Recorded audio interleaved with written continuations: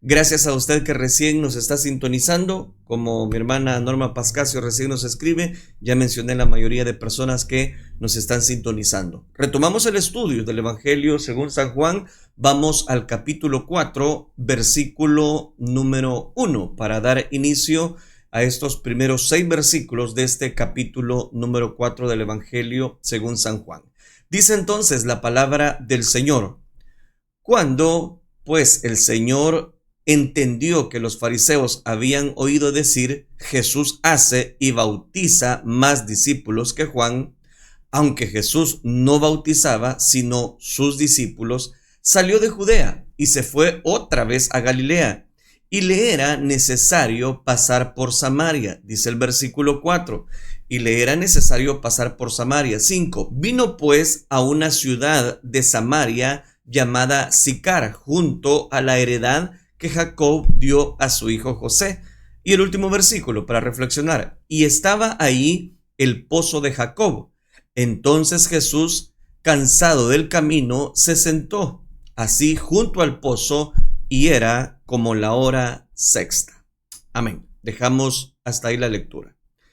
Estos versículos que acabamos de leer inician el relato precisamente de la muy conocida, voy a decirlo, capítulo 4 del Evangelio de Juan. Estoy hablando acerca de la conversación que Jesús tuvo con una mujer samaritana y un oficial precisamente que van a conocer a Jesús. Esta mujer, hablemos un poquito acerca del contexto al cual nos queremos hacer referencia. Cuando pues el Señor entendió, dice, salió de Judea.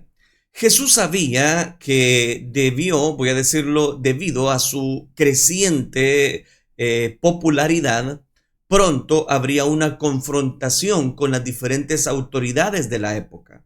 Entre esas autoridades ya mencionamos que estaban los fariseos. Sin embargo, Jesús sabía que el tiempo aún no era el indicado para una confrontación en Jerusalén. Así que tomó la decisión de regresar precisamente a Galilea. Cuando el versículo 1, que recién citábamos, dice que Jesús hace y bautiza más discípulos que Juan, y nos aclara precisamente el versículo 2, aunque Jesús no bautizaba sino sus discípulos, podemos encontrar los primeros detalles precisamente a través de esta reflexión y hacernos un marco precisamente de referencia a lo cual Juan quiere destacar, o cómo inicia este relato acerca de la conversación con la mujer samaritana. Note, él está aclarando, aunque Jesús no bautizaba sino sus discípulos, dice que salió de Judea y se fue otra vez a Galilea, y le era necesario pasar por Samaria. Aquí hay algunos aspectos interesantes. Digo interesantes porque no sé si nos va a quedar tiempo para sacar aspectos principales. Lo que sí necesito es ubicarlos, el por qué judíos y samaritanos no se llevaban.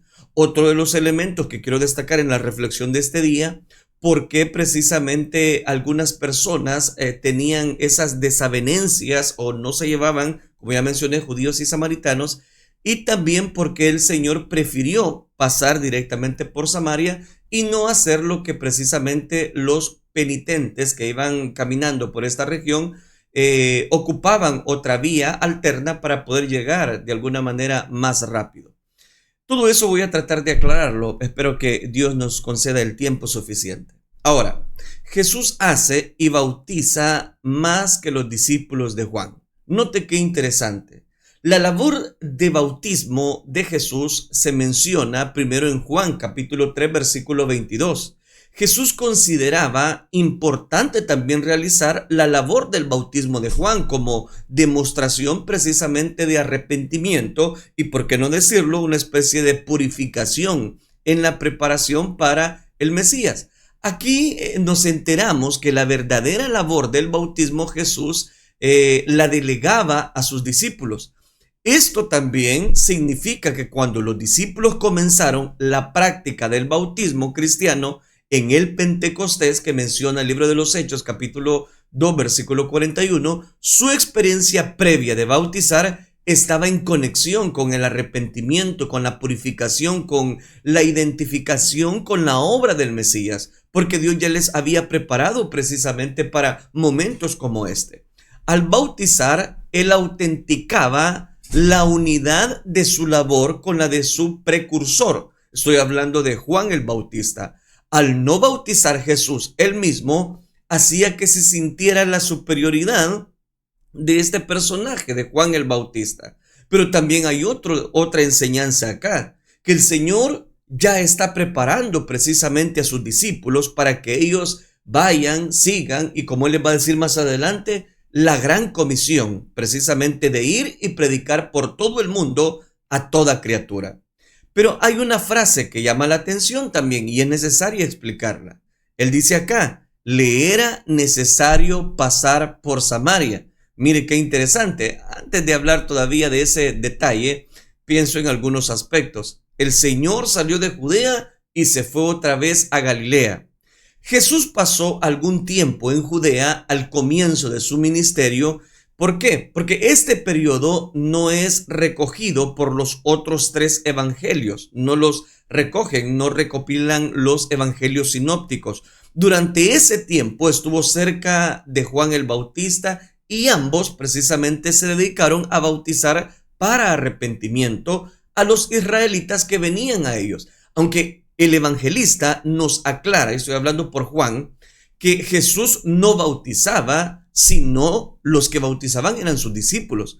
Después de algún tiempo en Judea, los fariseos habían llegado a conocer el éxito precisamente del ministerio de Jesús, que en ese momento hacía y bautizaba más discípulos que Juan. Él lo está aclarando en este momento. Seguramente esta nueva situación era comentada en Jerusalén, donde sería vista con cierta preocupación, y usted sabe por qué. Ni a los fariseos, ni tampoco a los líderes judíos les había agradado la popularidad de Juan el Bautista y había alcanzado entre el pueblo. O sea, no iba a sorprender también que este personaje llamado Jesús estuviese teniendo más adeptos y más bautizados que el mismo Juan el Bautista. Pero su ministerio fue solo el comienzo. Estoy hablando ahora de Juan. ¿Por qué? Porque como él mismo les había anunciado, había uno más grande que el que estaba a punto de aparecer. Y aquí ya está apareciendo en Juan capítulo 4. Estoy hablando ahora del Mesías, Jesús, el Hijo de Dios. Así que una vez que los fariseos vieron el rápido ascenso de Jesús, debieron sentirse muy alarmados. ¿Por qué? Porque en el fondo de sus corazones sabían que en la misma medida que en su ministerio, que ese ministerio fuese creciendo, iba creciendo, ellos iban a perder mucha más popularidad e influencia sobre el pueblo. Y por eso los fariseos se sentían muy amenazados por dicho ministerio. Sin embargo, en vista de esta situación, fue Jesús quien decidió abandonar Judea. O sea, Jesús decidió abandonar la región de Judea. La razón es que él no quería específicamente entrar todavía en un enfrentamiento abierto con los fariseos y los líderes judíos. Así que decidió salir de su área de mayor influencia y regresar a Galilea, donde ellos tenían menos poder y presencia, porque como bien va a relatar constantemente Juan, su hora aún no había llegado. ¿Y a qué hora se refiere? A ese enfrentamiento con los fariseos. Le era necesario pasar por Samaria. Le explico esta frase. ¿Por qué era necesario pasar por Samaria? Antes de que comencemos con estos versículos introductorios a la conversación con la mujer samaritana, es importante que digamos algo sobre los samaritanos. ¿El qué? Lo primero que debemos entender es su ubicación geográfica. En cualquier atlas bíblico, en cualquier mapa del Nuevo Testamento, podemos ver que en los tiempos de Jesús, Israel estaba dividida en 3 regiones: Judea en el sur, Galilea en el norte y Samaria, que ocupaba la zona central en medio de las dos. Estas divisiones reflejaban las grandes diferencias culturales, religiosas que habían entre judíos, samaritanos y galileos. Habían, voy a decirlo, una especie de rechazo. Más tarde, cuando los judíos regresaron del cautiverio en Babilonia, recomenzaron la reconstrucción. Y tengo que explicarle esto. Por ejemplo, los samaritanos era una mezcla de judíos con personas de otras nacionalidades. La historia del origen de los samaritanos la podemos encontrar en el segundo libro de los Reyes, capítulo 17, versículos del 24 al 41. Ahí leemos, se lo voy a resumir, que cuando el rey de Asiria conquistó el reino del norte, transportó a la mayoría de los judíos a otras tierras de sus dominios y pobló las ciudades samaritanas con gente que trajo de otros lugares. Con el tiempo se produjo una mezcla precisamente, pero también religiosa. ¿Por qué? Porque los pueblos que vinieron de otras partes trajeron sus dioses, trajeron sus prácticas idolátricas y que fueron incorporados precisamente al culto de Jehová. O sea, por eso dije, era una mixtura, una mezcla. Más tarde, cuando los judíos regresaron del cautiverio en Babilonia, comenzaron la reconstrucción del templo y la ciudad. Resulta entonces que los habitantes de Samaria se opusieron a esta obra y fueron sus principales opositores. Con el tiempo, ellos mismos erigieron su propio templo en Gerizim. Ahí es donde encontramos varias palabras conocidas ya en este relato. Y disponían también de ejemplares del Pentateuco. Aceptaban lo revelado por Moisés, pero rechazando todos los demás escritos del Antiguo Testamento. Imagínense, es una mezcla precisamente bien indiferente. Todo esto nos da una idea de por qué judíos y samaritanos no se trataban entre sí. Aunque, de hecho, no debemos entender simplemente que no se hablaban entre ellos, sino que había un verdadero odio arraigado en sus corazones de ambas partes, no solo de una. De ambas partes había odio. Tal era así que cuando los judíos quisieron insultar a Jesús, le dijeron que era samaritano y que tenía demonio. Y lo vamos a ver allá en Juan capítulo 8, versículo 48. Este es samaritano y este tiene un demonio, dijeron. Pero lo hicieron precisamente para insultarle a él, que era un samaritano.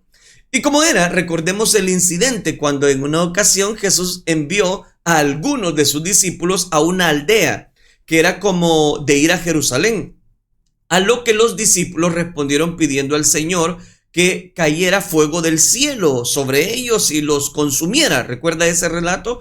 Está en Lucas capítulo 9 versículo 51. Debido a esta tensión en sus relaciones, cuando un judío quería viajar, oiga esto, de Judea a Galilea, lo que normalmente haría sería cruzar el río Jordán, pasando por Perea y bordearlo, voy a decirlo, hasta llegar al norte, donde volvería precisamente a cruzar nuevamente para entrar en Galilea.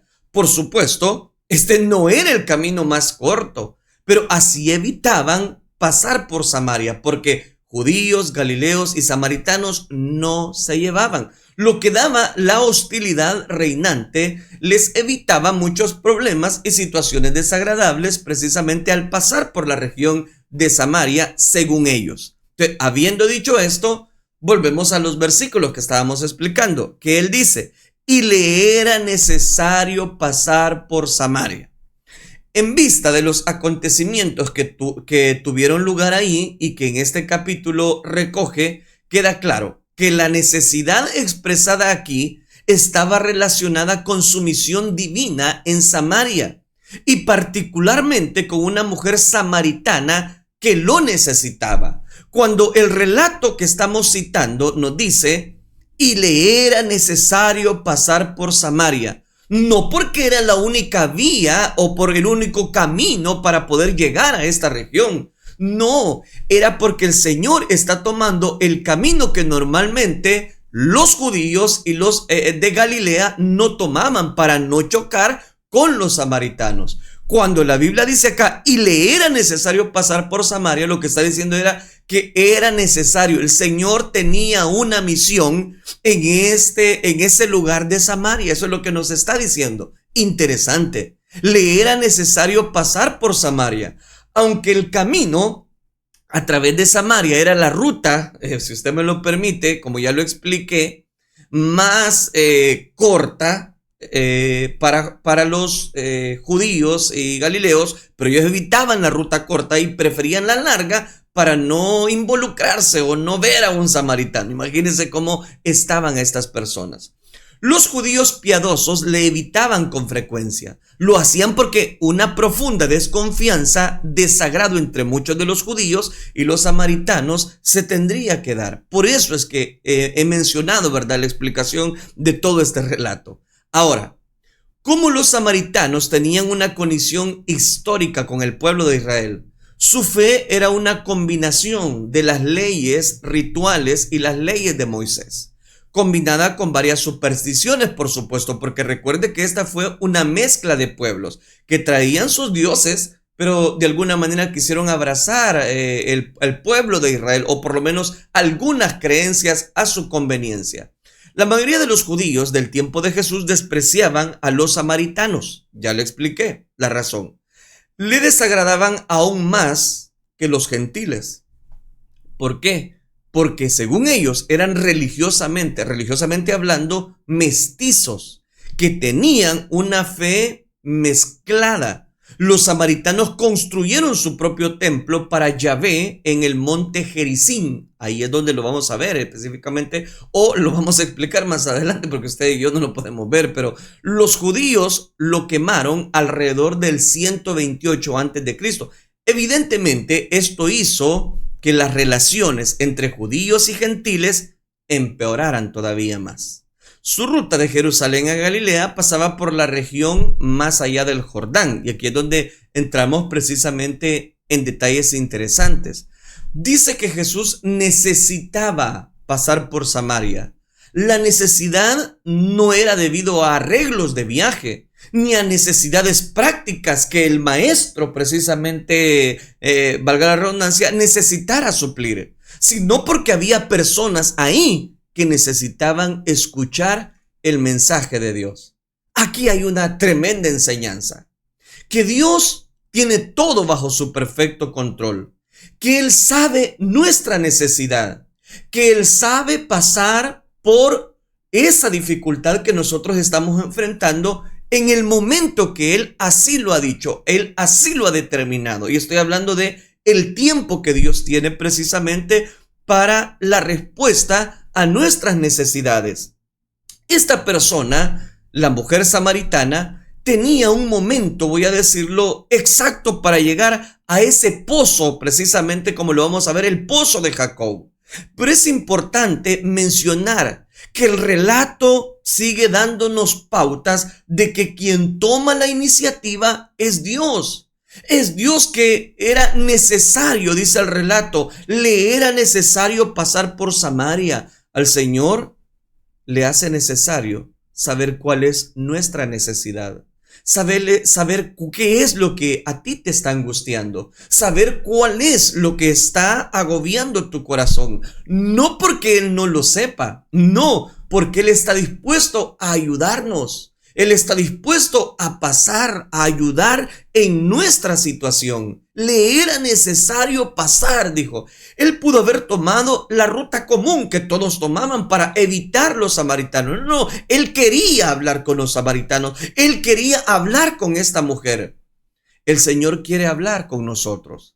El Señor quiere pasar precisamente por ese problema que tú estás enfrentando. El Señor mismo quiere tomar control de esa enfermedad. El Señor mismo está dispuesto a ayudarte en las dificultades quizás más tremendas que tú estás atravesando. Todo depende de la bendición que Dios tiene para nuestra vida y el tiempo que Dios tiene para la solución a nuestro problema. Ya ve, como le dije, no voy a poder dar cobertura, ¿verdad?, a ningún versículo de conversación, pero es importante aplicar algunos puntos más. Versículo número 5. Vino pues a una ciudad de Samaria llamada Sicar, junto a la heredad que Jacob dio a su hijo José. Jesús llega a un momento, voy a decirlo, en el cual Él sabe el objetivo por el cual va a pasar por Samaria. Vino pues a una ciudad de Samaria. Estaba ahí el pozo de Jacob. La ciudad de Sicar era la antigua Siquem, era la ciudad capital de los samaritanos. Aquí es donde Abraham llegó por primera vez cuando llegó de Canaán precisamente a Babilonia, según Génesis capítulo 12, versículo 6. Aquí es donde Dios se le apareció por primera vez a Abraham en Canaán y renovó precisamente la promesa de darle la tierra a él y a todos sus descendientes.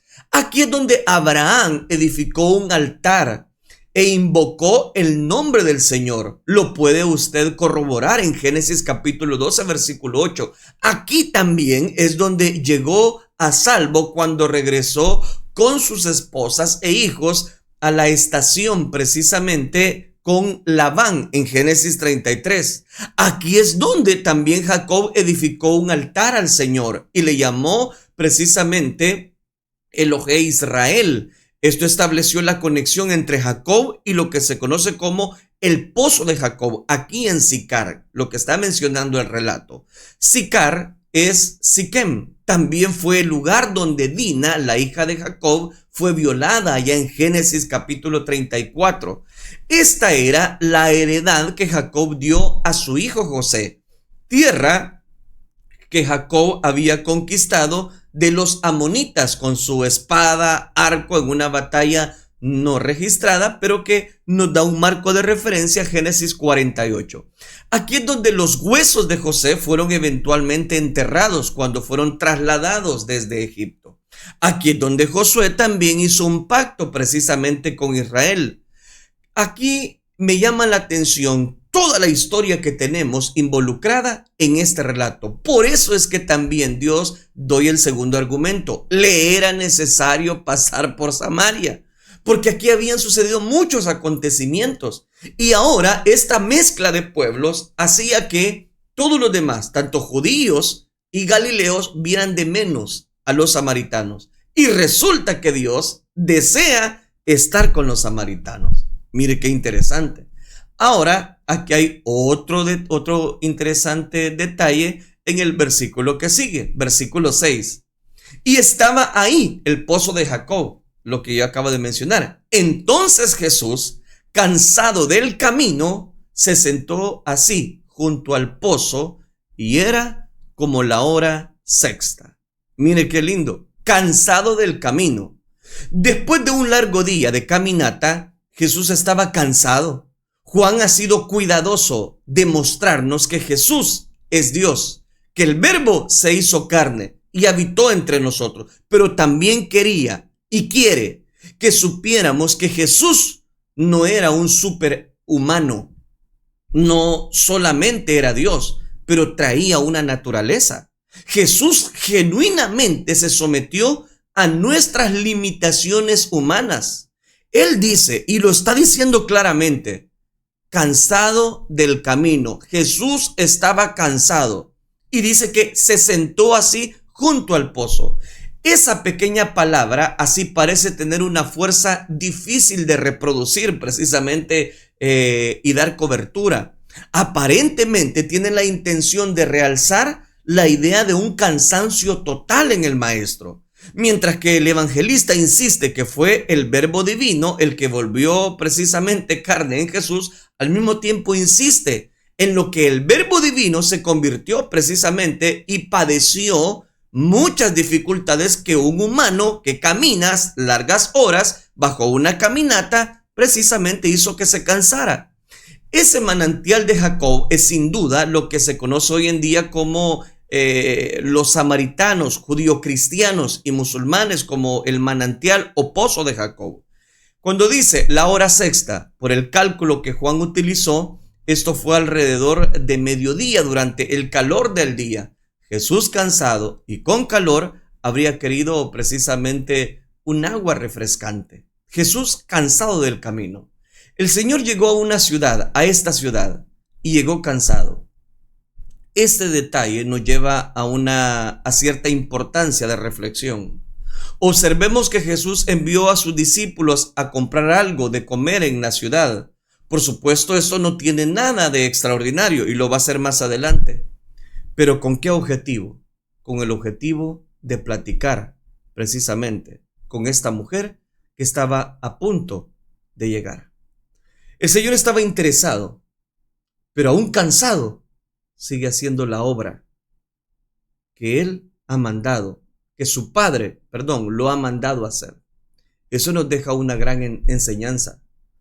Muchas veces nos sentimos debilitados, muchas veces nos sentimos frustrados y estamos cansados. Y quizás las enfermedades, quizás muchas cosas son difíciles para nosotros, porque traemos una naturaleza pecaminosa y, ¿por qué no decirlo? Somos seres humanos. Pero el mismo Hijo de Dios experimentó ese cansancio para recordarnos que no estamos solos, que Dios precisamente nos fortalece y Él nos da las fuerzas para poder seguir anunciando las buenas nuevas de salvación. Predicador, líder, no te canses, sigue.